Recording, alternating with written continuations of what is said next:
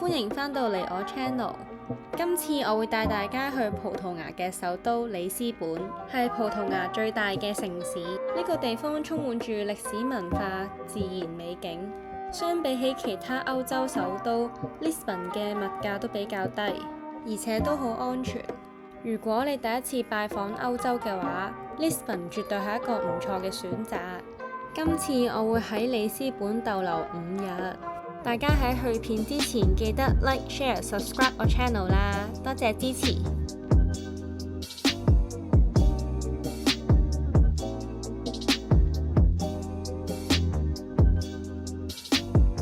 到埗第一日係晏晝1點零鐘，我哋決定去佢好出名嘅 Time Out Market 度揾嘢食。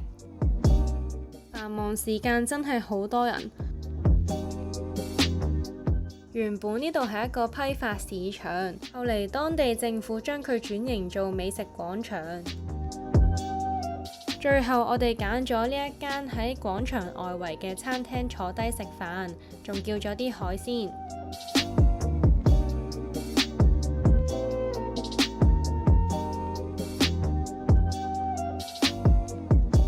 之後我哋就沿住海旁散步。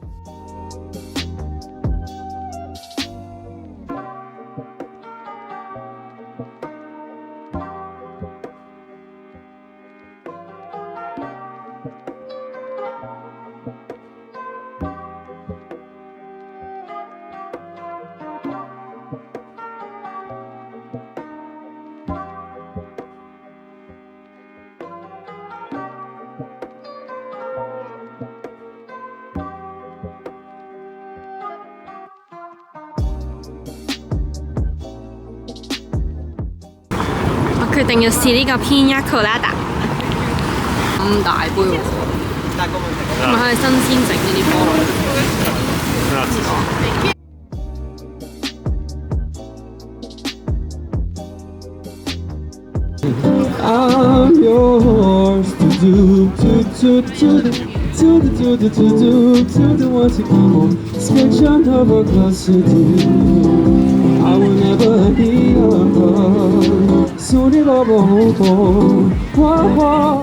之後我哋就行返入市中心，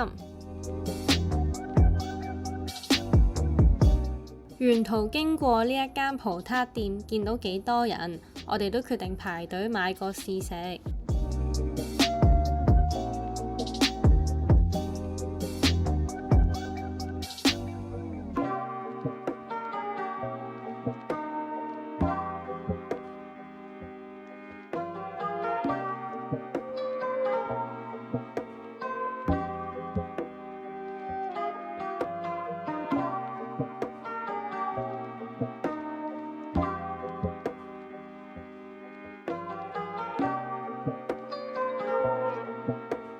之後我哋夜晚就去咗食呢一間海鮮飯。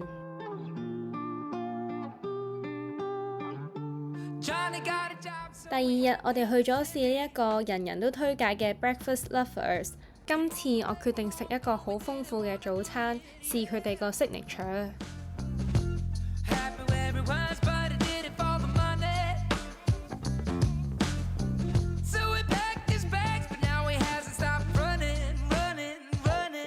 食飽之後，我哋就去咗呢一個景點度打卡。不過今日撞正天氣都唔算太好。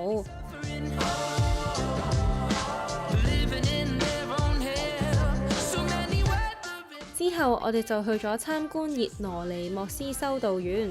修道院喺1983年被列入為世界文化遺產，象徵住葡萄牙大汗時期嘅輝煌。嚟到呢個發現者紀念碑，係以前葡萄牙出海侵佔其他地方嘅一個出發點。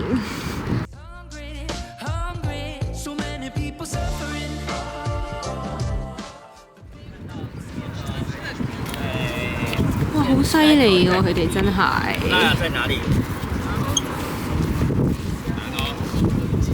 之後我哋就去咗買呢一間百年老店嘅葡撻食。我哋今日全日都喺貝倫區玩咗一日。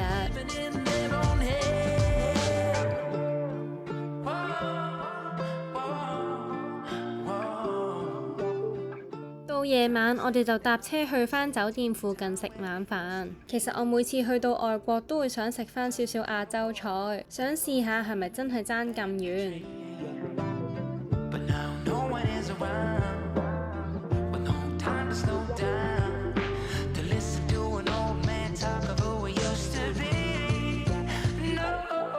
第3日，我哋就裝咗個 day tour， 個 tour 會帶我哋去 Sintra 嗰邊玩，係 Lisbon 嘅西北邊。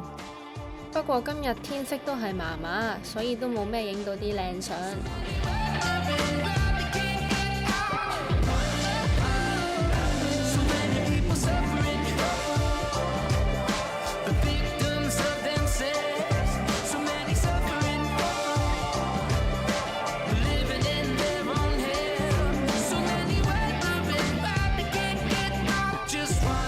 之後我哋仲去咗羅卡果，葡萄牙嘅最西邊。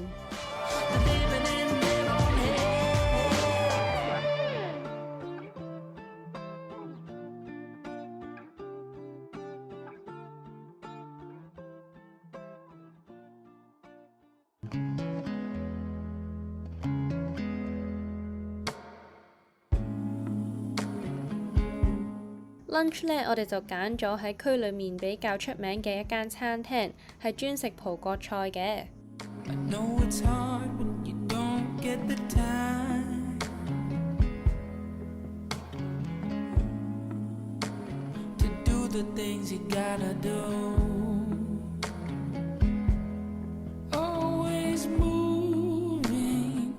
食飽就去咗海旁邊散步。我哋今日全日都喺西邊玩。成個 tour 係大約300蚊港紙，有興趣都可以去 Get Your Guide 度預約。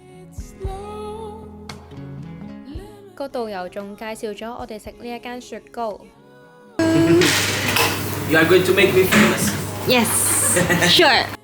第4日，我哋就決定一大朝早去試佢哋一間好出名嘅茶餐廳。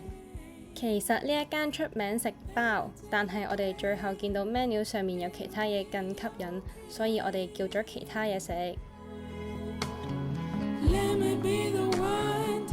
突然間又落雨，我哋決定直接搭車過嚟食 lunch 嘅地方。呢個 trip 真係瘋狂食嘢啊！如果你又中意睇歷史，又中意睇景，又中意食海鮮嘅話，你一定要嚟 Lisbon 啊！呢間餐廳喺當地都幾出名。咁啱我哋去嗰日係平日晏晝，直接 walk in 就有位啦。如果你想食夜晚嘅話，建議你上返佢個官網度預約。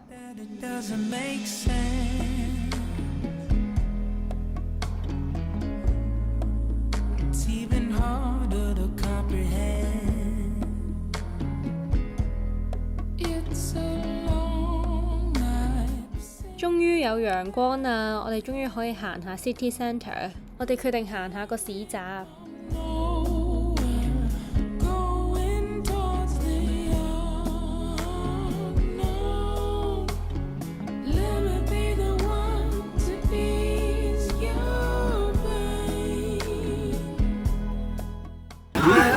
係綠色嘅芝士。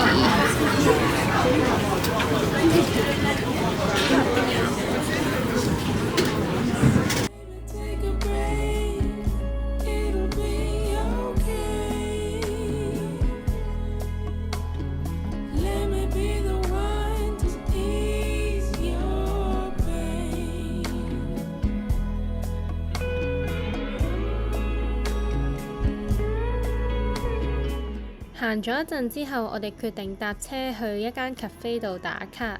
去到嘅時候都要等位，我哋大約等咗10零分鐘到啦。喺呢個地方逗留咗個半鐘之後，我哋就沿路行返落去市中心。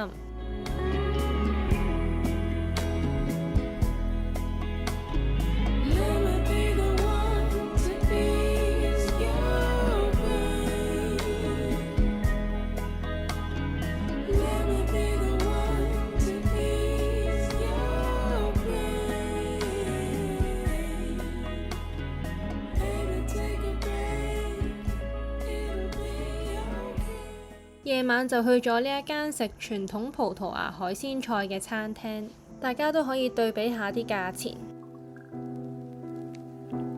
值得一讚嘅係佢嘅海鮮飯。另外嗰兩款菜呢，就係個 waiter 介紹我哋食嘅。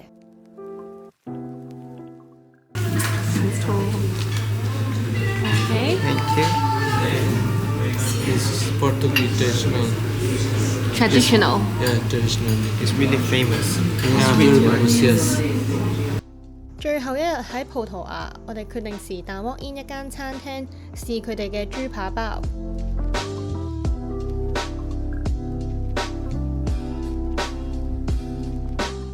呢度啲人好癲，朝頭早都會飲啤酒。